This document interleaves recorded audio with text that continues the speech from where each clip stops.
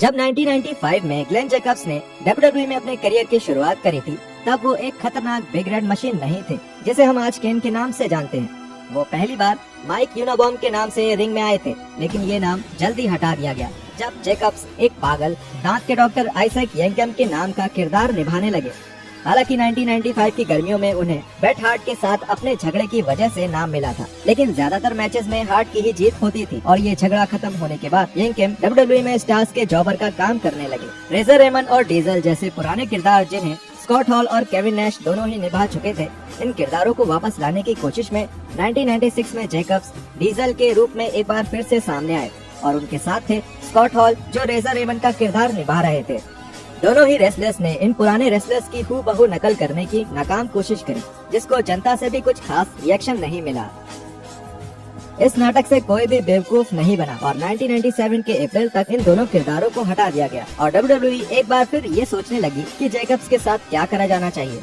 शुक्र है कि WWE को एक बढ़िया आइडिया आया और उन्होंने एक प्रोग्राम चलाया जिसमें वो अंडरटेकर से जुड़े बड़े राज लोगों को बता रहे थे और उसमें उन्होंने अंडरटेकर के बिछड़े भाई केन के बारे में बताया। केन अंडरटेकर के परिवार के एक लौते बचे सदस्य थे जो उस हादसे से अभी तक नहीं उबर पाए थे जब अंडरटेकर ने गलती से उनके फ्यूनरल होम में आग लगाकर अपने ही परिवार को मार दिया था।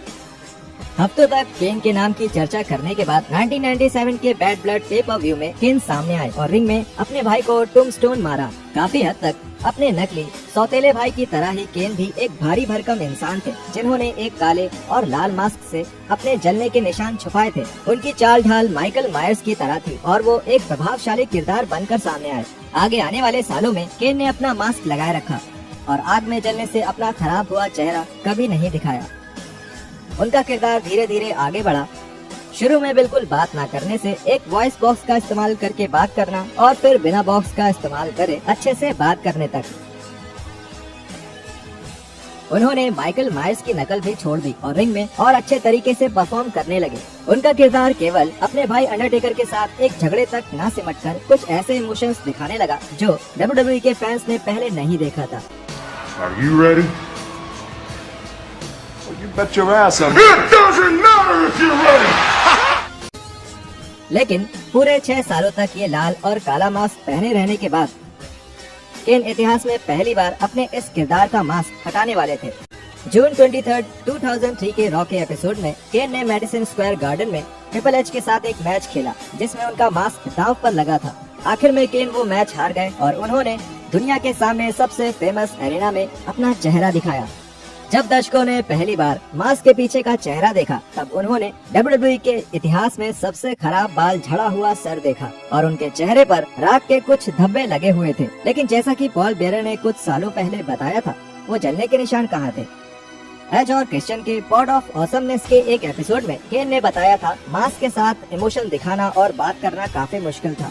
केन कहते हैं कि उनके लिए ये सब बस एक अनुभव था और आपको अपनी गलतियों से सीखना चाहिए। वो लोग जो सफल नहीं हैं, वो केवल वही हैं जिन्होंने हार मान ली है। और जहाँ तक कि मास्क की बात है तो उन्हें अपने शरीर को ज्यादा इस्तेमाल करना सीखना पड़ा, जिससे उन्हें एक परफॉर्मर के तौर पर भी मदद मिली। जब वो मास्क हटा तो इतने सालों की मेहनत ने उनके एक बेहतरीन परफॉर्मर बनने में मदद करी। उनके हिसाब से 2003 तक वो मास्क एक असुविधा बन चुकी थी और उनके किरदार का वो हिस्सा जितना लंबा हो सकता था हो चुका था। लेकिन केन का मास्क हटाने का फैसला असल में किसका था? ये केन और विंस का फैसला था उसे हटाने का, और उस समय केवल वही लोग थे जिन्हें ये सही लग रहा था। अब वो ये बात मानते हैं कि मास्क हटाना उनके बेहतरीन फैसलों में से एक था और उन्हें वो सफलता कभी नहीं मिलती जो उन्हें मिली अगर वो मास्क लगाए रखते। ये सवाल पूछा जाता है कि जब मास्क हटाने का समय आया तो क्या उन्हें घबराहट हुई थी? वो थोड़े कश्मकश में थे क्योंकि वो जानते थे कि विंस अक्सर गलत नहीं होते, लेकिन यहाँ एक संभावना थी कि ये काम नहीं करेगा। अगर एक बार मास्क हट गया तो पीछे नहीं जा सकते थे और ये रहस्य खुल जाता। लेकिन जिंदगी में आपको ऐसे जोखिम उठाने पड़ते हैं। केन ने बाद में बताया कि उनके चलने के निशान असली नहीं है, बल्कि मानसिक तौर पर उन्हें निशान पड़े हैं। लेकिन मास्क के बिना जैकब्स को केन के किरदार को आगे बढ़ाने का मौका मिला, क्योंकि उसके बाद वो ज्यादा खतरनाक और ना प्रेडिक्ट कर पाने वाले बन गए।